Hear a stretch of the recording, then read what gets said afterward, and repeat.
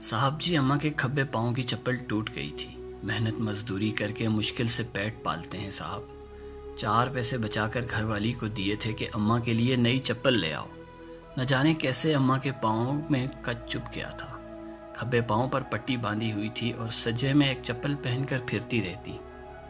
लो भला, हम पिंड वाले मिट्टी के पुतले, मिट्टी में पले, कच का क्या काम हमारे घरों में।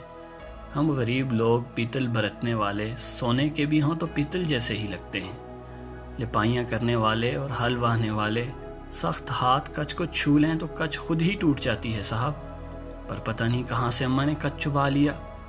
जब भी काके की माँ कहती चल अम्मा चप्पल ले आए, कहती पुत्र अभी पहन तो सकती नहीं।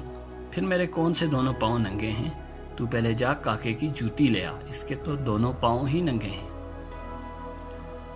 कितनी बार कहा डॉक्टरनी के पास ले जाता हूँ अम्मा, तो कह देती पुत्र हल्दी बांधी है, खामखा पैसे बर्बाद करेगा, तेरा हाथ पहले ही तंग है।